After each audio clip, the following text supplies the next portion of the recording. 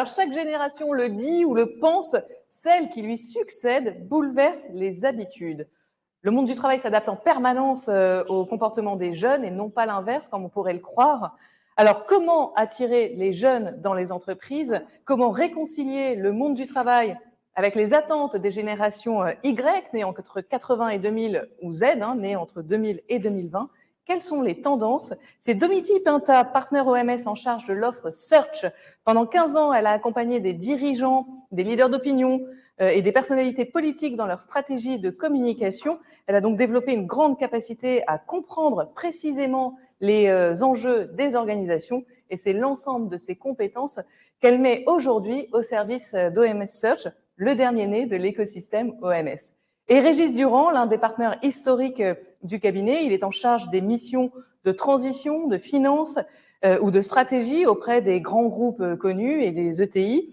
Il a commencé sa carrière dans l'audit et il a poursuivi dans les grandes organisations, au sein du groupe Nestlé notamment, où il a accompagné de très près Nespresso. Domiti, Régis, le plateau est à vous pour réconcilier les jeunes générations avec le monde de l'entreprise.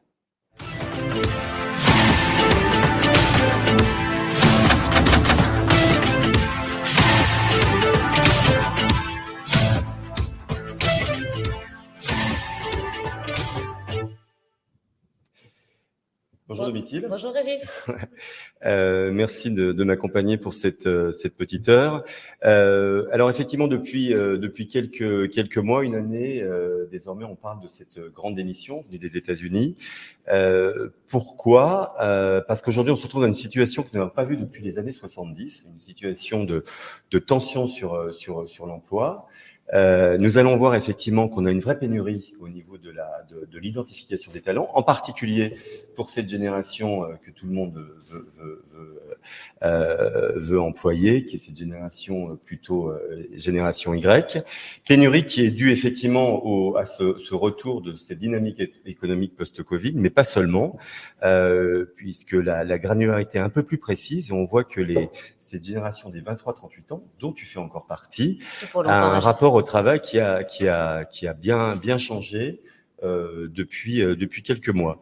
Alors, cette grande émission qui est venue effectivement des États-Unis déstabilise aujourd'hui le marché du travail, d'abord aux États-Unis et désormais en Europe. Le point particulier de cette situation, c'est que le retour à l'emploi post-Covid ne s'est pas fait d'une manière complètement naturelle. Et on voit aujourd'hui que des personnes qui, effectivement, étaient dans des fins de carrière ont décidé un peu de se désengager et de partir plus rapidement de leur poste. Mais les plus jeunes, qui peut-être parfois dans une démarche un peu de frugalité, de temps pour eux, ont décidé pas forcément de reprendre un poste comme préalablement. Alors, on voit que des solutions sont nées par exemple aux États-Unis, ce qu'on appelle le job crafting, c'est cette manière finalement de repenser le poste de travail du collaborateur effectivement en fonction des besoins de l'entreprise, mais aussi en fonction des desiderata du collaborateur. Voilà. Et nous, on en parlera certainement plus tard. Chez OMS, on le voit avec nos consultants qui choisissent effectivement de s'engager sur des missions, mais d'avoir des temps pour eux, qui soient des temps personnels ou des temps de développement de projet professionnel. Alors, un autre sujet pour la génération encore plus récente, celle qui est entre 16 et 25 ans, cette génération Z, une étude de Lancet a révélé récemment, une étude qui a quelques mois, que plus de la moitié de ces derniers étaient dans une situation quasiment d'angoisse, qui était effectivement liée à une forme de colère par rapport au non-respect de la planète de leurs aînés, c'est-à-dire plutôt moi que toi, et ces derniers ont beaucoup de mal à se projeter dans l'avenir. D'ailleurs, de manière un peu concomitante, le résultat des élections de premier tour de nos présidentielles ne sont pas sans écho de ce constat. Et puis enfin, de manière plus globale, et on parle de l'ensemble des cadres, plus de la moitié de ces derniers sont très inspirés à changer de métier, changer de fonction très rapidement. Donc tout ça fait qu'on constate qu'aujourd'hui le rapport au travail a vraiment globalement changé. Les repères qu'on avait, je dirais, depuis quelques dizaines, centaines d'années, d'un travail très engageant, très engagé. Aujourd'hui, le monde du travail a totalement changé et ce rapport à cet élément constituant de la vie de chacun a vraiment évolué, s'est accéléré depuis depuis une grosse année désormais. Merci Régis pour ces propos introductifs et contextuels. Beaucoup de paradoxes, beaucoup de mutations en cours dans ce marché du travail de ces jeunes générations. Donc la question cruciale se pose, comment attirer les jeunes générations et comment les réconcilier avec le monde de l'entreprise. Nous pourrons en savoir un petit peu plus sur leurs attentes, les attentes de cette nouvelle génération pour prendre le pouls. De cette nouvelle génération, nous avons interrogé 700 consultants indépendants du pool OMS, des consultants juniors et seniors qui ont moins de 35 ans et dont l'âge moyen des répondants est de à peu près 32 ans. Donc on est parfaitement dans la cible. Donc je vous propose de vous présenter les points saillants de cette étude et de faire réagir sur les résultats nos deux invités. Jennifer Boss, VP People Operation chez Libéo, et Ouria Yazid, DRH de McCann Worldwide.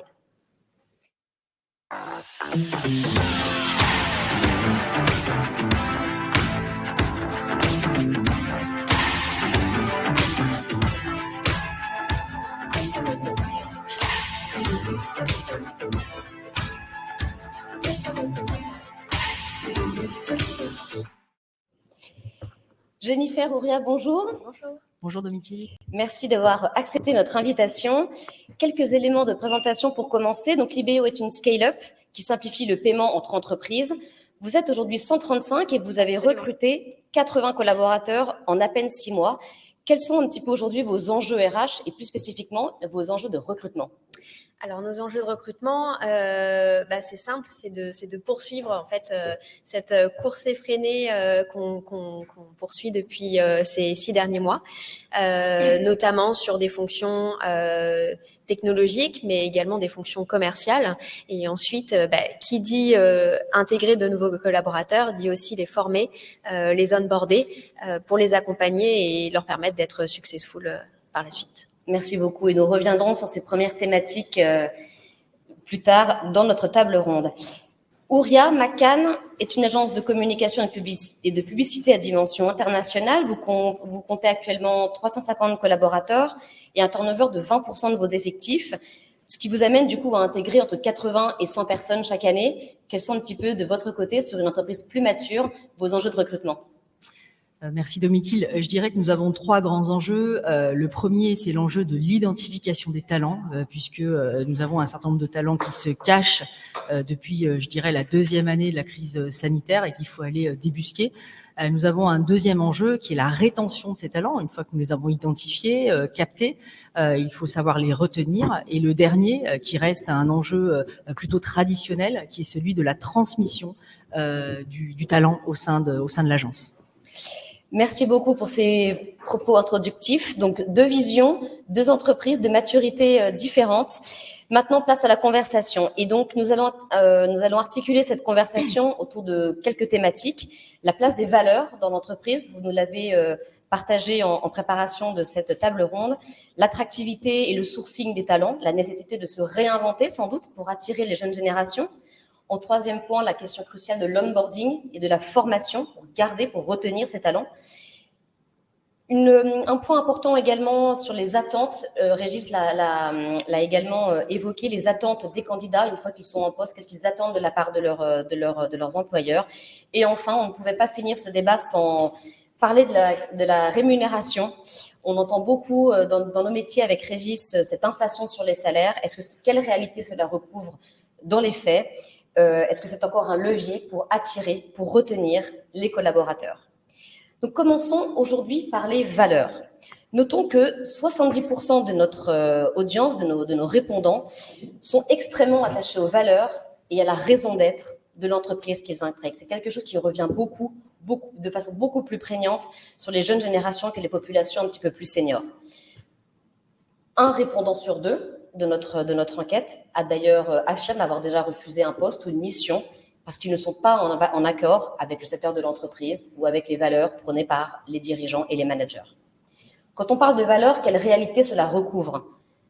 Là, évidemment, cela ne va pas vous surprendre. La liberté est placée en haut du podium pour 87% d'entre eux.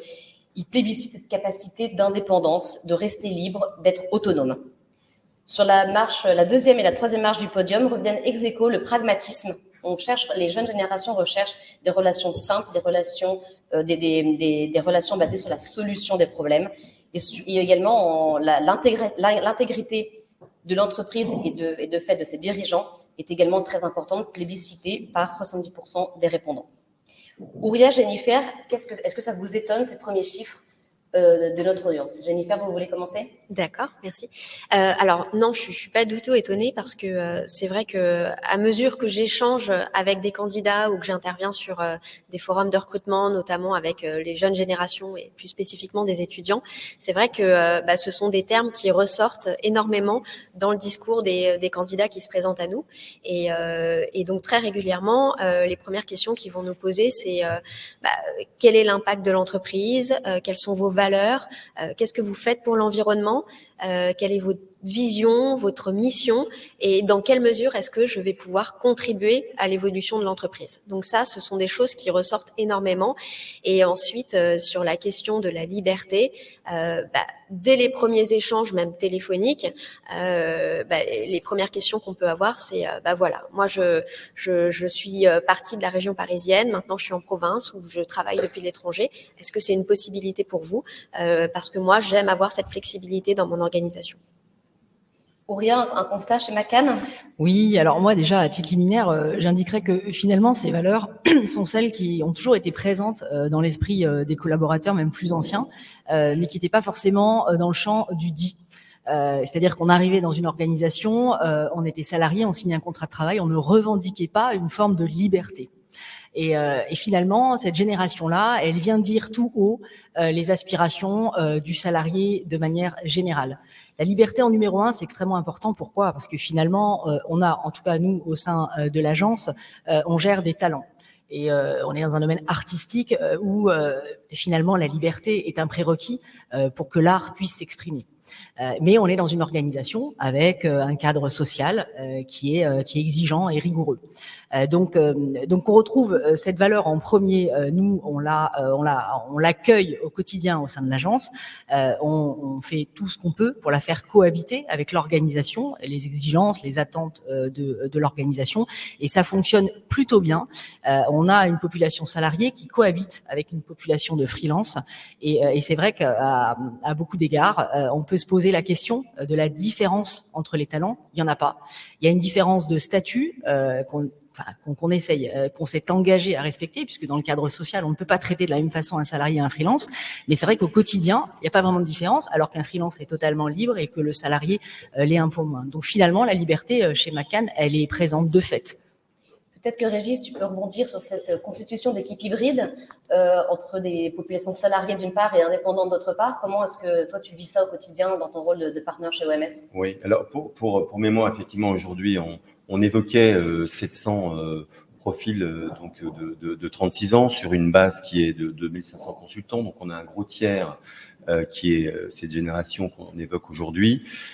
Donc la liberté, en fait, nous on la constate d'une manière totalement naturelle, puisqu'on on a un pool qui est constitué essentiellement de consultants indépendants. Même si effectivement aujourd'hui on part sur le projet que tu es en train de mener de Search. Donc l'ADN même du consultant indépendant, et surtout je dirais dans cette génération qu'on évoque aujourd'hui, est cette quête de liberté, puisque moi lorsque je suis en échange avec nos consultants, effectivement parfois en dissonance par rapport aux souhaits de nos clients, on se retrouve avec des profils qui veulent travailler pendant quelques mois avec une date de fin qui est très clairement mentionnée en 3/5e, 4/5e, et après on a un vrai point de convergence de ces libertés entre le souhait exprimé par nos consultants et la réalité quand même des demandes de nos clients. Et je me permettrai de reparler aussi de l'intégrité. Et l'intégrité, alors pour moi, elle est bicéphale. Hein. Il y a l'intégrité en fait, je dirais du management, hein, qui est et je pense que et on l'était dans nos générations. Ouria, je me permets de nous associer à cette même génération. Vous pouvez, Régis. Même si on était le doigt sur la couture du pantalon, on regardait l'intégrité de nos encadrants, mais je dirais avec cette capacité à faire le point dans la poche. Aujourd'hui, ces éléments d'intégrité, si vous n'êtes pas foncièrement intègre, et l'intégrité, on va pas l'évoquer, hein, enfin c'est un comportement, c'est le fait d'être le même en on et en off, et de considérer son prochain avec grand respect. Donc ça, c'est ce premier point d'intégrité, je dirais, des patrons, des managers, des têtes qui représentent l'entreprise. Et il y a aussi le projet d'intégrité de l'entreprise elle-même. Ouria, on peut quand même évoquer le fait que si Ouria nous a rejoint aujourd'hui, c'est que nous avons eu une très jolie mission ensemble il y a un peu plus d'1 an, où elle accompagnait en tant que directrice juridique une très belle entreprise de cosmétiques française, voilà, pour ne pas la nommer, mais je crois qu'on saura tous de qui on parle. Et par exemple, aujourd'hui, cette entreprise, elle est dans son projet d'intégrité, dans des sujets de sujets de recherche et d'innovation.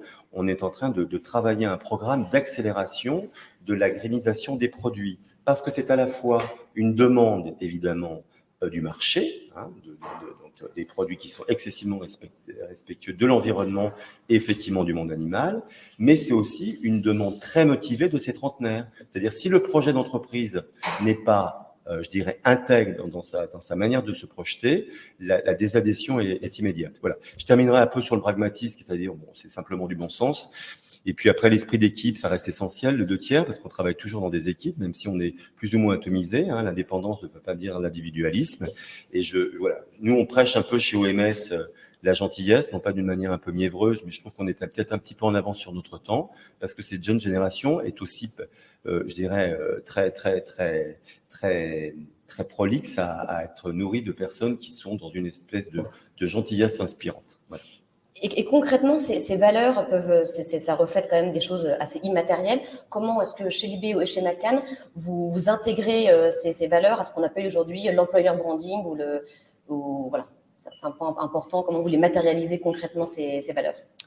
Alors, nous, ce qu'on a noté, c'est que c'est bien de définir des valeurs, mais il faut s'assurer qu'en fait, nos collaborateurs et nos candidats, donc nos futurs talents, soient en phase avec ces valeurs. Donc, en fait, à mesure que l'on grandit, parce qu'on a recruté quand même beaucoup de collaborateurs ces derniers mois, et en plus, on s'internationalise, à mesure que l'on grandit et que l'on croît à l'international, en fait, on retravaille avec nos collaborateurs ces valeurs, non pas pour les changer du tout au tout, mais plutôt pour s'assurer qu'elles correspondent justement à celles de nos collaborateurs et qu'on soit tous en phase. Alors, ça ne veut pas dire qu'on va les adapter tout le temps, mais là, on fait un point pour les retravailler.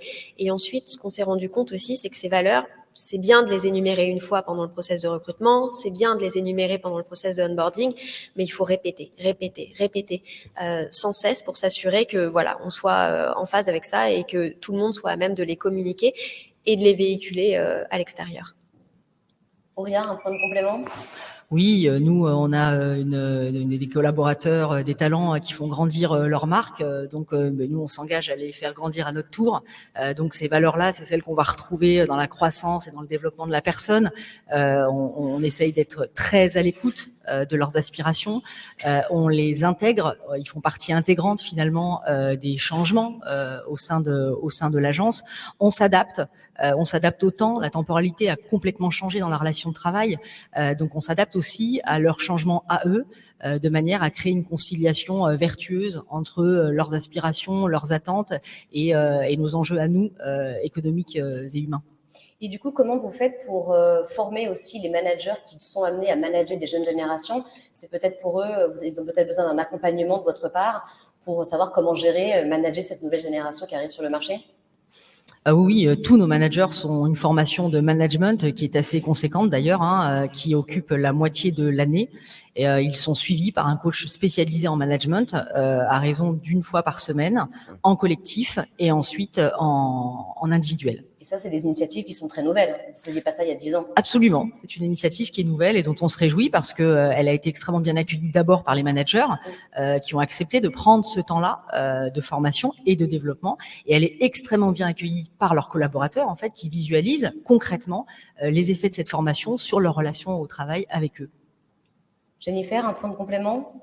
Non, je suis tout à fait en phase avec Ouria. C'est d'ailleurs pour ça que nous, en fait, on a mis en place un plan assez ambitieux de développement des compétences et des plans d'intégration métier et d'accompagnement justement des managers pour s'assurer que on soit en phase avec les ambitions de nos nouveaux collaborateurs. Merci beaucoup à toutes les deux pour ce premier point sur les valeurs. La question se pose également sur l'attractivité de l'entreprise et la manière dont on source les candidats. Vous nous l'avez toutes les deux dit, et c'est notre tour aussi sur le marché. Aujourd'hui, Jennifer, chez Libéo, comment est-ce que vous faites pour sourcer des candidats quand on sait que vous en onboardez 80 en 6 mois? Il y a évidemment un entonnoir qu'il faut au départ pouvoir remplir. Bien sûr. En fait, on se rend compte que la relation avec les candidats ces 10 dernières années, elle a complètement changé. Avant, c'est vrai qu'on pouvait poster une annonce et puis on recevait beaucoup de candidatures. Bon, on faisait un peu de chasse en parallèle, mais c'est vrai que les plus gros recrutements venaient des candidatures. Aujourd'hui, c'est complètement inversé. Et toutes les entreprises sur le marché recherchent le même type de profil. Et en l'occurrence, les profils qu'on a en face de nous, eux, sont vraiment très demandeurs de rejoindre des entreprises à impact qui vont leur apporter quelque chose, qui vont leur permettre de grandir. Donc, ce qu'on a fait, nous, pour attirer ces 80 talents sur ces 6-8 derniers mois, en fait, c'est qu'on a travaillé en collaboration très rapprochée avec notre département marketing et on a mis en place une approche marketing que l'on aurait pu opérer avec nos clients, à savoir une démarche d'inbound. Donc l'idée étant d'amener justement les candidats à vouloir candidater pour Libéo. Et donc pour ce faire, on a mis en place pas mal d'actions. On a beaucoup communiqué sur notre marque employeur, sur nos valeurs et justement sur notre respect de l'environnement, ce qu'on veut faire pour l'environnement, notre impact carbone, etc. Et on se rend compte que finalement ça fonctionne. Donc, vous utilisez les techniques du marketing pour faire du sourcing. C'est assez intéressant et assez nouveau. Oui. C'est alors du coup c'est pas nouveau, mais c'est nouveau pour les ressources humaines effectivement. Et ce qui est intéressant, c'est que en fait, tout comme pour un client potentiel qui serait intéressé par une entreprise, on se rend compte qu'on a des candidats qui ont déjà un intérêt prononcé pour Libéo et qui ont déjà fait toute une démarche de réflexion, ce qui fait que ça nous permet en fait d'accélérer les processus de recrutement et ça c'est précieux pour nous parce que les candidats partent très vite, il faut qu'on les garde en fait vraiment connectés tout au long du processus de recrutement avec Libéo et ça nous permet de recruter en 2 voire 1 semaine parfois. D'accord. Merci beaucoup.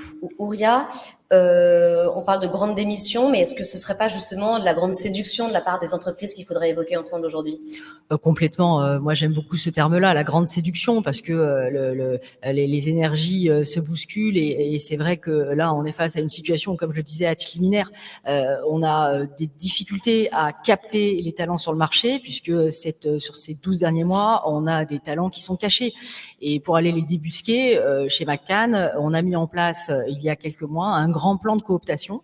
Alors, il existait, mais dans une forme assez réduite, c'est-à-dire que la rétribution était de l'ordre de 500 €. Elle a été passée à 2000 € et elle répond tout simplement à une réalité. L'objectif, c'est vraiment de coller à la réalité. On a des équipes au sein desquelles il y a un intuitu personné qui est extrêmement important. Ils aiment travailler ensemble et ils aiment travailler avec des collaborateurs qu'ils aiment. Et ils aiment être aimés accessoirement comme un petit peu nous tous. Donc on les a invités à organiser leurs propres équipes et à incentiver en fait cette capacité à organiser sa propre équipe. Alors nous, ça nous impose à nous déjà RH une grande leçon d'humilité puisque c'était quand même un champ qui nous était dédié, celui de capter les talents et de les engager dans l'entreprise.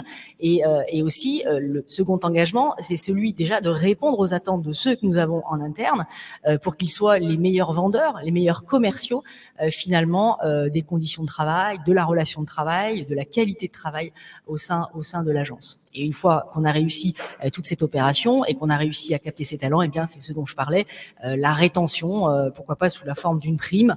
Aujourd'hui, en tout cas, c'est ce que le groupe a décidé de faire. Donc voilà, on poursuit nos réflexions avec eux. La grande différence, c'est qu'on réfléchit plus du tout en silo aux ressources humaines. On est vraiment dans le cœur du réacteur et on réfléchit avec. Donc ça change vraiment le positionnement des RH dans l'entreprise. Vous êtes de plus en plus des business partners au service du business plutôt qu'une équipe qui pouvait être un petit peu considérée à part il y a encore une quinzaine d'années. Complètement. Oui. Un petit point de remarque, c'est vrai que on le voit depuis 18 mois. Il y a 18 mois, nos clients, c'était nos clients. je dirais nos consultants étaient nos consultants. Aujourd'hui, nous avons des clients et des clients. Et c'est vrai que je trouve que vous avez une vraie complémentarité dans des activités qui sont différentes, mais il y a un mix vraiment entre cette séduction, qui est de capacité à créer du lien, la force du contenu, les valeurs qui sont représentées par les bonnes personnes. Et je trouve que ce que vous avez évoqué, Jennifer, parce que moi j'apprends aussi sur cette approche un peu méthodique et quasiment d'un outil de CRM comme moi je l'avais avec des commerciaux du temps de Nespresso est assez nouveau. Et je pense que le bon mix est entre une méthode marketing un peu puissante et effectivement cette capacité d'avoir les bonnes personnes qui peuvent être dans une séduction, je dirais, saine. Voilà. Domitil, il y a ce point sur l'onboarding. Donc, c'était le troisième point que je voulais évoquer avec vous ce matin. Savoir attirer et recruter les candidats, c'est bien. Savoir les intégrer et les retenir, c'est peut-être aussi là où est le nerf de la guerre. Donc, revenons à notre enquête. Un chiffre édifiant, la majorité des ruptures des périodes d'essai aujourd'hui, elle est faite à l'initiative du candidat, ce qui n'était pas forcément le cas encore il y a 5-10 ans. Donc, la question de l'intégration des nouvelles recrues est donc essentielle. Pourquoi est-ce que les jeunes aujourd'hui, ils quittent leur poste pendant leur période d'essai ou qu'ils décident de la renouveler à leur initiative? Est-ce que c'est par manque de confiance vis-à-vis du management? Est-ce qu'il y a une inadéquation entre le poste vendu pendant le process et la réalité du quotidien? Ce qui est sûr, c'est que de notre étude ressort un chiffre assez moyen, une note assez moyenne. Nos répondants notent à 3,5 sur 5 la qualité de leur intégration. Donc, on n'a pas à se féliciter, on n'a pas à rougir des parcours d'intégration aujourd'hui. En revanche, le point d'attention, c'est quand même celui-ci. 30% des répondants donnent une note inférieure ou égale à 2 sur 5. Donc, des gens qui sont très mécontents des premières semaines qu'ils passent dans l'entreprise. Auria, Jennifer, si vous faites le même constat, j'espère que non, évidemment, mais en tout cas, qu'est-ce que vous faites pour bien onboarder vos recrues dans les premières semaines de leur intégration? Ouais. Alors, dans un premier temps, en fait, l'idée, c'est de très rapidement anticiper justement la façon dont on va intégrer ces nouveaux collaborateurs. Parce que recruter, c'est bien, effectivement, mais savoir justement intégrer et former les nouveaux collaborateurs, c'est une toute autre démarche qui prend beaucoup de temps, qui nécessite un investissement certain, un investissement financier, mais aussi un investissement en termes de temps, mais qui néanmoins va avoir une vraie valeur ajoutée justement dans la fidélisation du collaborateur, ainsi que sa performance.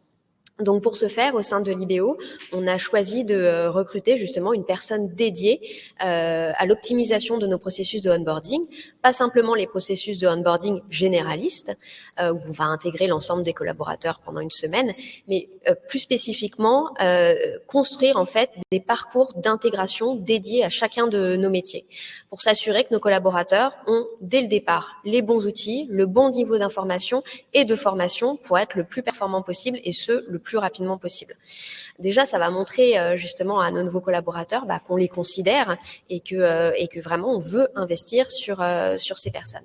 Et par la suite, pour les fidéliser, on est en train justement de mettre en place des plans de développement, des plans de carrière pour nous permettre de les projeter et de les faire évoluer. Et également, justement, des passerelles métiers qui vont leur permettre de pas simplement évoluer dans un seul et même métier, dans une seule et même fonction, mais pouvoir évoluer d'un métier à un autre, d'un département à un autre. Et maintenant qu'on s'internationalise, on va avoir justement l'opportunité de pouvoir faire évoluer nos collaborateurs d'un pays à un autre. Auria, chez McKind, des initiatives similaires? Oui. L'onboarding, c'est le moment où on pense que tout est fait, que le contrat a été signé. Et la réalité, c'est qu'il y a un enjeu qui est immense. C'est que l'arrivée dans une nouvelle organisation, c'est très, très enthousiasmant. Donc, vous recevez un collaborateur qui a un niveau d'énergie, une intensité vibratoire qui est extrêmement élevée. Et il va falloir lui faire une place dans l'organisation et maintenir ce niveau énergétique. Donc, l'enjeu, il est de taille. Pourquoi? Parce que contrairement à ce qu'on pouvait voir plus traditionnellement, il y a quelques dizaines d'années, lorsque vous arriviez pour ces générations-là en poste, vous aviez la patience du développement. Donc, vous étiez sur il n'y a pas de petits et grands dossiers, mais sur des dossiers d'enjeux moindres. Vous étiez beaucoup plus accompagné et vous aviez une somme de tâches finalement que vous acceptiez, que vous accueilliez avec patience. Quand je parlais de cette temporalité qui a changé dans la relation de travail, aujourd'hui, chez McCann, on fait plus aucune différence. C'est-à-dire quand vous rentrez, vous pouvez être junior plus ou plus, vous êtes très rapidement, parce que par la force des choses, on a été obligé de constater qu'il fallait le faire pour retenir. Vous êtes très rapidement impliqué sur des dossiers d'envergure, aux côtés de talents plus expérimentés, et vous êtes dans le vif du sujet. Et ça, c'est extrêmement important, donc qu'ils trouvent très rapidement leur place dans ce rêve qui est le leur, dans cette projection qu'ils se sont faites de la mission, de manière à ce que immédiatement, le match se fasse. Et il se fait d'ailleurs à ce moment-là et pas au moment où le contrat de travail est signé ou lors des entretiens qui précèdent l'entrée en fonction. Et cette génération, Régis, qui veut tout de suite, très vite, tu la constates également avec tes indépendants qui rentrent dans des missions. Comment toi, tu les accompagnes aussi vis-à-vis de tes clients? Nous, on peut constater une chose qui est manifeste. Sur 100 missions, on a peut-être un incident. Voilà, statistiquement, c'est très modeste, mais le point de fragilité, c'est comme dans un avion, c'est au décollage. Hein. Donc, c'est pour ça que nous, on sait très bien que grâce et Ouria peut s'en faire l'écho, puisqu'on a travaillé ensemble. Trouver la bonne compétence, c'est assez, je dirais, de manière académique, presque mécanique. On a la chance d'avoir au sein d'OMS un ADN de profil de grande qualité, donc je dirais la compétence métier est là. Après, et je trouve, Ouria, votre propos très pertinent sur le niveau vibratoire. Donc, à un moment donné, on mélange des personnalités, des émotions, et l'onboarding est essentiel. Donc, nous, chez OMS, en tout cas, moi personnellement, et la plupart de mes partenaires le font, il y a une grande présence de notre part pour épauler, écouter à la fois le consultant et le client au début du projet. Par exemple, à 17h, j'ai rendez-vous avec un client pour évoquer un consultant qui a commencé il y a une semaine. Et puis après, une fois qu'on sent que le lien est fait, que la mission est partie, on viendra là en copartenaire, mais de manière très discrète, pendant la durée du projet. Mais tout se passe effectivement au début. Donc l'onboarding est essentiel. Et pour en revenir, parce que j'ai été très nourri de ce que vous avez dit l'autre jour, sur qu'effectivement cette vision un peu de CRM, à la fois pour identifier les talents, mais aussi pour les suivre, on est vraiment dans la même manière qui, moi, ai eu des responsabilités un peu directeur commercial, où on fait un travail de séduction en amont pour chasser des prospects, parce qu'il faut quand même appeler un chat, et en aval, on est dans un travail de fidélisation, et non pas client, mais comme on dit que les clients, c'est aussi les consultants et les collaborateurs, on est dans quelque chose qui est un parallèle essentiel. Et puis effectivement, comme disait Ouria, alors avec le temps, on est un peu plus charnu, on est un peu plus notre propre matière. Je crois que effectivement cette capacité à comprendre les personnalités, à rentrer dans un périmètre qui doit rester une bonne distance par rapport à chacun, parce que chacun a sa liberté, mais comprendre un peu les points de personnalité un peu plus délicats ou les points de talent, c'est très important aussi pour des employeurs ou des accompagnants comme nous sommes chez OMS. Merci pour ce point de précision, Régis. Donc, une fois onboardés, les jeunes générations, on le sait, sont friandes de formation pour rester employables, pour apprendre, pour parfaire une connaissance d'un métier, d'un secteur, d'un écosystème. Jennifer, vous l'avez évoqué sur des formations métiers très spécifiques, des parcours au sein de l'IBO. Notre étude le montre également, hein, nos jeunes sont vraiment en attente de formation de façon très significative. 2/3 d'entre eux souhaitent être formés plus de 3 heures par semaine, ce qui est quand même édifiant.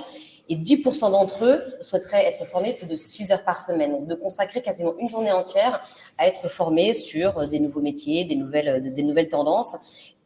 Ouria, sur des métiers créatifs comme les vôtres, est-ce que ça fait écho chez vous? Alors, ça fait écho, mais c'est vrai qu'on a cette particularité d'avoir une population déjà qui va se former de facto beaucoup plus en autonomie, puisqu'on est sur des métiers d'art, de création. Et c'est vrai que tout l'enjeu pour nous, RH, était de trouver la formation qui va leur permettre d'asseoir ce développement du talent, de la partager, de la faire grandir. Donc, on a lancé, par exemple, cette année, en 2022, notre grand plan qu'on a nommé nommé Best of Us. L'idée, c'était vraiment d'aller chercher le meilleur de nous-mêmes, puisque nos collaborateurs font grandir nos marques pour atteindre le meilleur d'elles-mêmes. Et on s'est dit, tiens, nous, RH, on va s'occuper de vous et on va vous permettre, vous, d'aller chercher le meilleur de vous-même à travers 2 grandes formations, celle sur les managers que j'évoquais tout à l'heure, qui est une très belle formation et qui produit déjà ses effets, et la seconde qui s'adresse à tous les collaborateurs de l'agence et qui est une formation qu'on a dénommée la capsule de relations interpersonnelles que moi je délivre déjà en école de commerce et qui permet à chaque collaborateur de travailler son rapport à lui-même, son rapport à l'autre et son rapport au monde.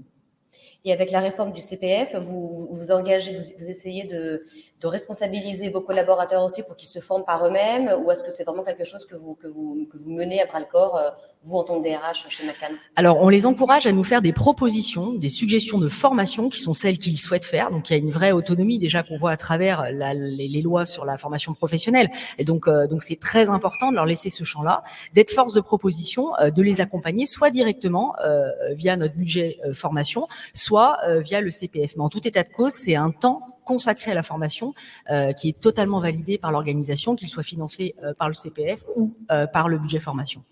Et dans une entreprise comme Libéo, créée en 2019, est-ce qu'on est déjà mature sur ces sujets-là également? Alors, je vais pas avoir la prétention de dire qu'on est très mature sur ces sujets-là. En tout cas, c'est des sujets qu'on a pris à bras-le-corps avec le recrutement de cette personne dédiée au développement des compétences et à l'intégration des collaborateurs. Et après, en revanche, ce qui est très important de souligner, c'est que l'une des valeurs fortes de Libéo, c'est justement l'apprentissage par soi-même. Donc, on demande aux collaborateurs qu'on recrute, en fait, qu'ils aient un esprit entrepreneurial et donc, de facto, qu'ils prennent des initiatives. Et parmi ces initiatives, pour faire évoluer la société, c'est aussi de voir la curiosité d'aller chercher l'information à l'extérieur et de se former aussi par eux-mêmes, même si on est bien conscient qu'on a un devoir d'accompagnement de nos collaborateurs. Mais en tout cas, c'est l'une de nos valeurs que de dire que on demande à nos collaborateurs aussi de se former par eux-mêmes. Je rebondis sur ce que Régis, tu as mentionné en propos introductif sur le job crafting, cette tendance qu'ont les jeunes à se créer leur propre job. Et ça fait du coup partie, enfin la formation du coup permet aussi à ces jeunes générations de modeler leur mission au quotidien. Comment vous vivez ça au quotidien? C'est vrai que c'est très vrai, surtout en start-up scale-up. C'est que, en fait, quand on recrute des profils, bien souvent, à moins de dupliquer le recrutement de certains profils, type des profils commerciaux, mais quand on recrute des nouveaux profils qui n'existaient pas au sein de la société, sur une création de poste, en fait, ce que je dis souvent aux candidats et aux nouveaux collaborateurs, quand on les intègre, c'est attention, le rôle, on va vous donner des bases, un cadre, mais au final, c'est vous qui allez le construire, c'est vous qui allez le développer au sein de l'entreprise et c'est vous qui allez apporter votre expertise à l'entreprise. Alors oui, chez McCann, je pense que la pub et la com, on a un peu de longueur d'avance là-dessus, puisque chaque talent est unique. Et moi, je vais vous dire, j'ai découvert par la force des choses que j'avais une centaine d'intitulés de jobs qui pouvaient d'ailleurs recouvrer les mêmes missions. Mais parce que j'avais des talents qui avaient identifié, qui avaient intitulé leur job de telle ou telle façon, parce que chaque talent est unique. Donc c'est vrai qu'il faut trouver le juste milieu entre cette création de job, enfin au contour finalement très singulier, et en même temps cette exigence de rester toujours dans le collectif et que les profils puissent se reconnaître, ne serait-ce que sur le chemin de la carrière qu'il aurait proposé, qu'ils puissent identifier à chaque étape un job rattaché à telle ou telle mission. Donc voilà, il faut concilier ces deux exigences-là, celle de l'unité du talent, l'unicité de ce talent, et en même temps ce collectif, ce partage des talents et des missions à travers des intitulés quand même qui soient plus génériques. Les jeunes générations publicitent aujourd'hui beaucoup la souplesse dans les organisations, des organisations plus horizontales. La ligne hiérarchique avec des N-1, N-2, N-3, c'est terminé. Le flicage, le contrôle, tout ça, c'est aussi des thématiques qui paraissent très, très caduques. Comment est-ce qu'aujourd'hui vous changez les pratiques managériales au sein de votre organisation, Ouria? par la confiance, et on le dit, on l'écrit, nous on vient de signer à l'unanimité et on en est très fiers, notre accord sur le télétravail, et l'une des grandes valeurs de cet accord, c'est la confiance. C'est-à-dire qu'on a levé tous les verrous de contrôle qu'on trouvait tout à fait infantilisants, et on a fait le choix vraiment de la responsabilité en fait de chaque collaborateur face à ce mode de travail hybride qui était souhaité, attendu, qui faisait partie d'une grande aspiration des collaborateurs de l'agence, et du coup on a présenté d'ailleurs cet accord comme un accord de confiance, d'autonomie et de responsabilité. Et il a été entendu. Et d'ailleurs, je disais, le meilleur des indicateurs de réussite de cet accord, c'est que finalement rien n'a changé. Voilà, quelques semaines après son entrée en vigueur, je peux vous dire que rien n'a changé. Et chez Libéo, cette aspiration pour le télétravail, c'est évidemment dans votre ADN. Un petit point de chiffres, dans notre étude le montre, 100% des générations Z, des milléniaux, refuseraient un poste si ce dernier n'était fait qu'en présentiel. C'est des chiffres qui paraissent qui auraient paru inconcevables avant le Covid. Vous entendez ça tous les jours, j'imagine? Ouais, absolument. Mais fort heureusement, nous, le télétravail, c'est quelque chose. En fait, la société Libéo s'est constituée juste avant le Covid et a principalement en fait recruté ses premiers profils pendant la période du premier confinement. Donc, ça permet de prouver que en fait le télétravail n'est pas un frein justement à la performance. Et là, on vient de justement mettre en avant nos principes autour, je vais pas dire des règles, mais nos principes qui encadrent le télétravail. Et l'une des principales, enfin l'un des principaux principes, en fait, et là je rejoins Auria, c'est que plutôt que de se focuser sur la présence, on va vraiment se focuser sur la performance du collaborateur et de façon plus globale, la performance de l'entreprise. Donc les résultats sont là. En fait, on se rend compte que l'entreprise croît très rapidement et le télétravail n'est absolument pas un frein. Au contraire, c'est un facteur de croissance parce que ça nous permet de recruter plus facilement des talents, de les trouver plus facilement, de les fidéliser et puis en plus, ils sont plus performants. Donc gagnant-gagnant. Merci beaucoup sur ce point sur le télétravail auquel on ne pouvait pas couper en 2022, évidemment. Dernier point pour clôturer ce débat, la rémunération. On entend beaucoup, comme je le disais en préambule, une inflation sur les salaires. Est-ce que vous la vivez au quotidien? Est-ce que c'est homogène en termes de génération, de métier? Auria, est-ce que vous avez dû revoir votre grille de salaire, l'adapter? Comment est-ce que vous prenez à bras le corps ce sujet de la rémunération aujourd'hui? C'est tout le process en fait de l'attribution de la rémunération, de son évolution en fait qui a été complètement bouleversée là en quelques mois. C'est-à-dire qu'aujourd'hui on n'est plus sur une revue salariale annuelle, on est sur une revue salariale qui est au moins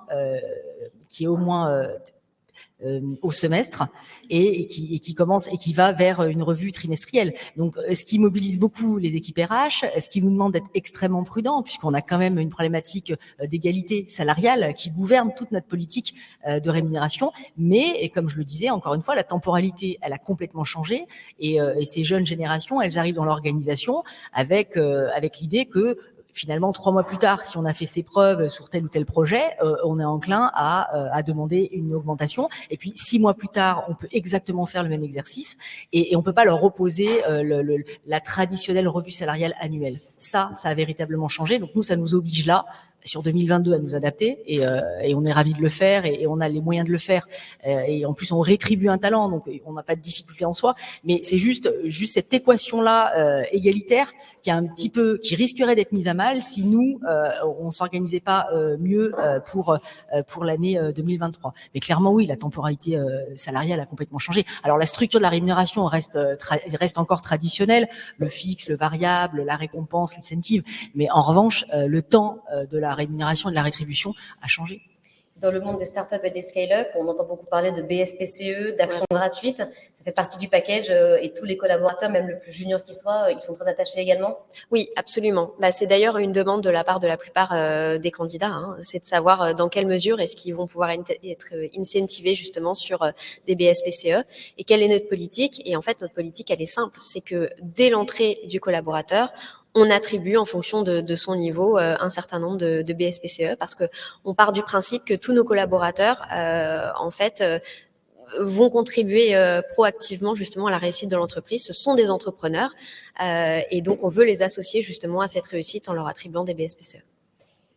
Merci beaucoup. Peut-être un dernier mot pour conclure, Régis, avant de prendre quelques questions de la salle. Je vais revenir sur ce point de rémunération parce que nous, effectivement, mais il n'y a aucun souci, Domitil, c'est les joies du direct.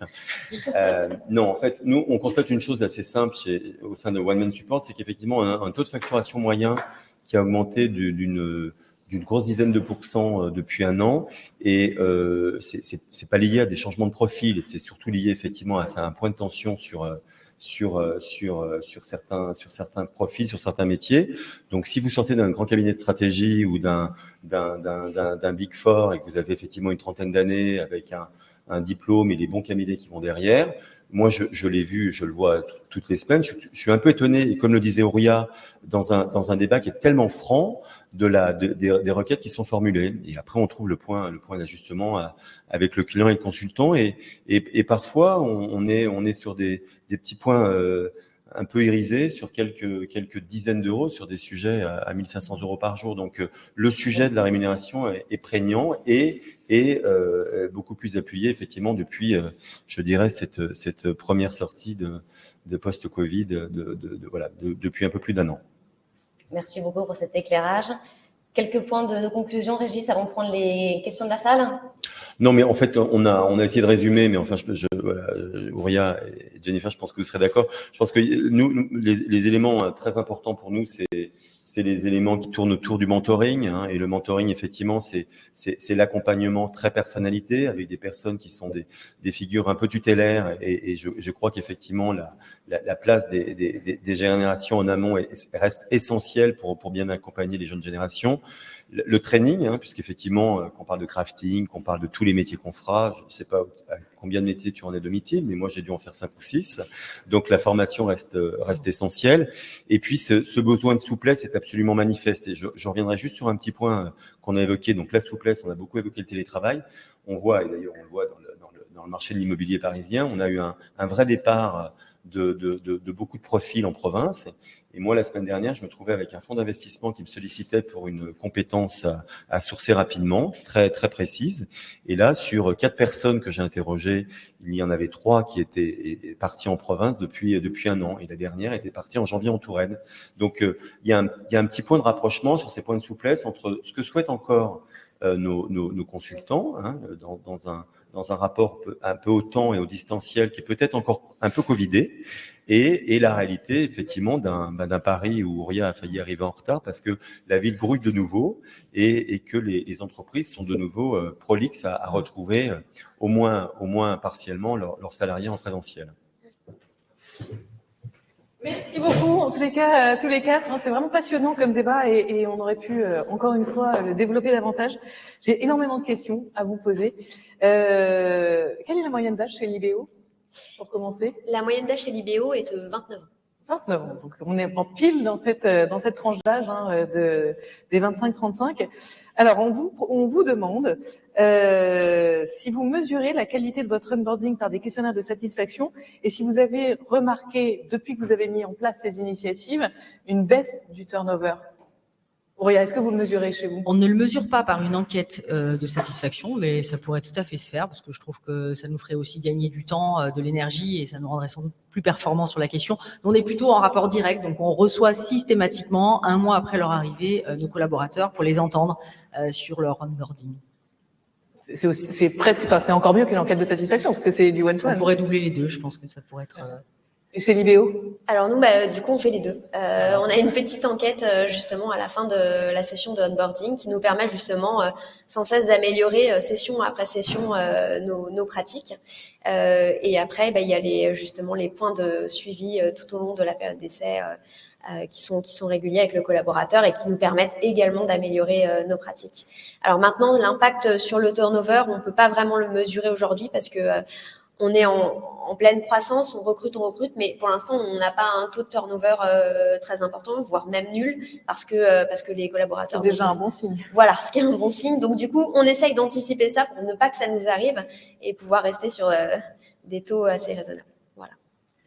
Alors, j'ai une question, à mon avis, plus pour Régis et Domitil. Est-ce que vous sentez que les clients acheteurs du conseil ont cette volonté ou cette ouverture à travailler autrement de façon à pouvoir répondre aux attentes des collaborateurs et à nos enjeux de rétention? Domitil. Donc, dans les missions de conseil, est-ce que vous sentez que... J'ai dit à Domitil de répondre parce que la question ne me paraissait pas très claire. Donc, tu renvoies la patate chaude, c'est sympa. Est-ce que vous sentez que les clients acheteurs de conseil, donc vos clients, ceux qui ont des missions à pourvoir, travaillent autrement, de façon à pouvoir justement répondre à ces nouvelles attentes des candidats? Alors, maintenant, ça y est, t'as compris la question? Oui, j'ai compris la question. Voilà, on va faire un petit sketch. Non, en fait, aujourd'hui, nos clients ont bien compris avec l'avènement de la génération que nous sommes en train d'évoquer que le sourcing de ces talents est aujourd'hui protéiforme.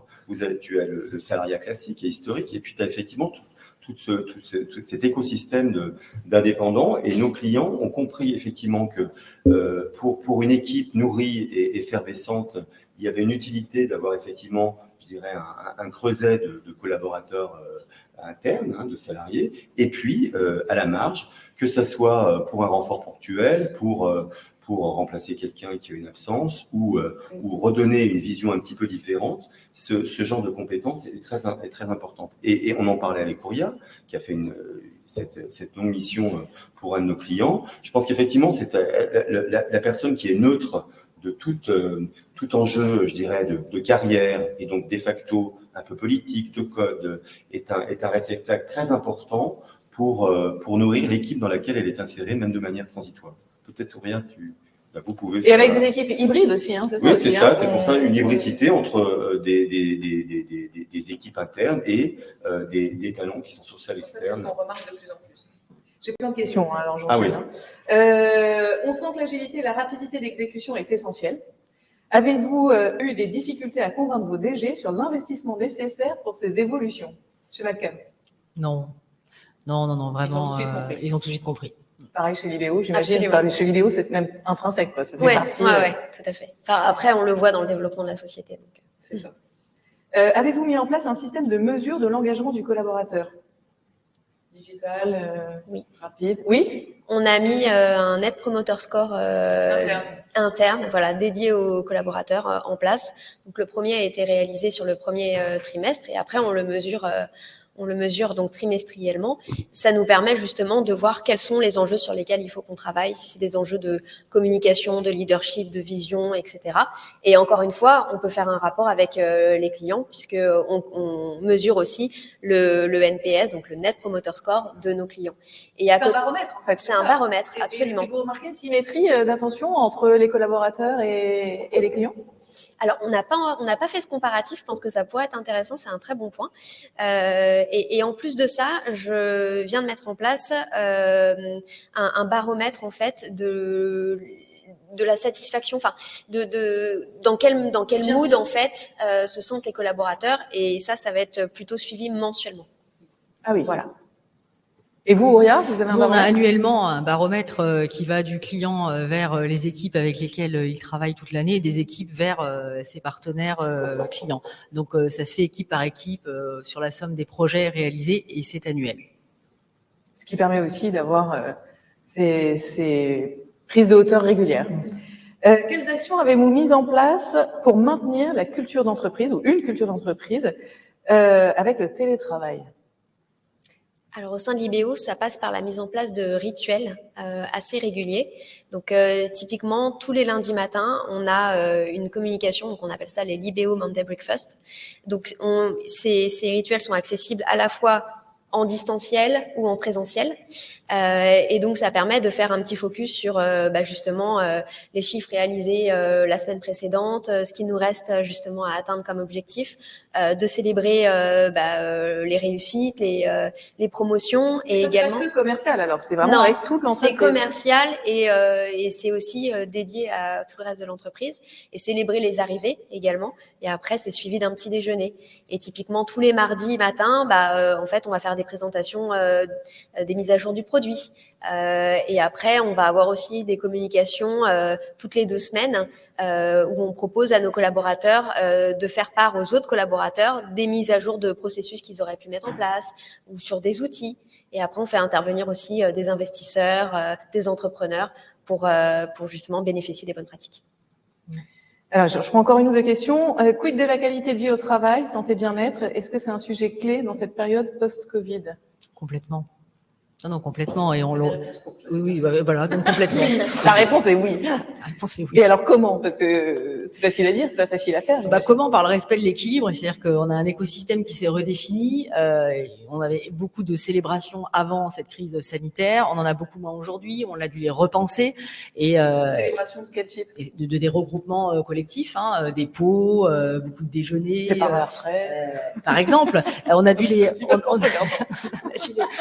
redéfinir et cette écoute du bien-être et de la qualité du travail, elle passe vraiment dans la confiance, dans la régulation de la durée du travail qui se fait par équipe et dans l'expression d'éventuelles difficultés en cas de charge de travail. Donc nous on veut s'attaquer à la question de la santé sur 2022-2023 avec l'idée de mettre beaucoup plus d'indicateurs, d'être beaucoup plus présent au retour, notamment des arrêts maladie de certains de nos collaborateurs et d'arriver à prévenir, à anticiper un petit peu plus les difficultés, parce que dans la pub et dans la com, on se fait une idée de la façon qu'il faudrait travailler pour vraiment dire je suis dans la pub et dans la com, et puis on se fait prendre à un jeu qui parfois peut impacter la santé. Donc c'est changer cette dynamique-là justement et être être dans les vertus éducationnelles dans la posture professionnelle et prendre soin de soi. C'est une valeur forte et c'est fondamental pour le collaborateur et pour l'organisation. Ça rejoint cette notion de valeur dont vous parliez au tout début.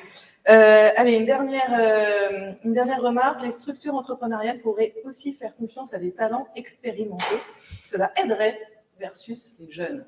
Je crois que Régis complètement d'accord avec un bon exemple. Ça s'adresse à moi. Ça s'adresse à tout le monde, mais moi, je le vois bien dans les chasses qu'on peut mener avec One Man Support. Toutes les licornes ou les scale-up avec lesquelles on peut travailler recherchent des talents entre 30 et 38 ans. Il est vrai que quand on présente des profils à plus de 40, 45 ans, tout de suite on sent un décalage et les clients sont vent debout sur des profils qui sont trop expérimentés ou considérés comme trop expérimentés. Nous, chez One Man Support, on croit beaucoup à l'employabilité des populations plus seniors et moi, je me fais vraiment, je porte vraiment beaucoup ce message-là auprès des entrepreneurs qui doivent aussi pouvoir s'appuyer sur des profils plus expérimentés, avec plus de maturité professionnelle, qui peuvent avoir des rôles de sparring partner avec des regards complémentaires et enrichissants. Et l'expérience. Et une expérience par rapport à des jeunes qui ont 30, 35 et 40 ans et qui sont peut-être un peu verts sur certaines problématiques. Oui, enfin, moi, j'ajouterais qu'effectivement, ce sujet qui est particulièrement français, depuis... Moi, à la fin des années 70, j'avais une dizaine d'années, et j'avais une mère qui avait 40 ans, on lui avait dit qu'elle était vieille. Donc l'histoire n'est pas nouvelle. Non, on n'est pas vieux. Mais non, on n'est pas du tout. Tu as 35 ans, toi. Tout à fait. Et le sujet aujourd'hui, il demeure. Nous, effectivement, chez OMS, on apporte notre petite pierre à cet édifice. Et d'ailleurs, on voit que les grands groupes communiquent sur leur taux de plus de 50 ans, parce que c'est quand même c'est l'ADN, c'est la matière historique des groupes, et c'est ce que recherchent aussi les jeunes générations. Et voilà, moi j'ai une petite fierté. Il y a 2 mois, une ancienne chef comptable que j'avais croisée chez un de mes clients, qui le jour de ses 60 ans a signé un CDI. Donc l'histoire, elle est encore à écrire. Elle est malheureusement originale, mais je crois qu'elle ne devra pas l'être longtemps, parce que on évoque effectivement dans des sujets de campagne une retraite qui va reculer. Donc effectivement, il y a ce qu'on appelle une espèce de une diagonale étrange entre cette cinquantaine et ces 60 ans. Donc on est tous collégialement responsables et acteurs. Et moi, étant un peu concerné par le sujet et militant de la cause, je trouve qu'effectivement, il est totalement nécessaire de remettre en avant des profils de quinquas qui ont encore tellement de choses à donner. Et je dirais, pour revenir à ce qu'a dit Ouria sur le rapport aux choses, le quinquas sera peut-être plus aisé à piloter au sein d'une entreprise puisqu'elle a été construite dans une génération qui précède. Voilà. Tout à fait. Et si je peux ajouter sur cette question qui intéresse les organisations, une trentaine d'entreprises, dont McCann, a signé le mois dernier au ministère de l'économie une charte d'engagement sur les plus de 50 ans. Donc c'est vraiment une question, ça y est, qui fait partie des questions sociales majeures des organisations, avec des best practices et une évolution qu'on va voir là sur cette année, puisque comme vous le disiez, Régis, on veut reculer l'âge de la retraite, mais enfin il faut savoir qu'un Français sur 2 qui active sa retraite est en situation de non-emploi. Eh bien, merci à tous les 4 pour ces éclairages. Il est temps de conclure et de retrouver Arnaud Sourisseau.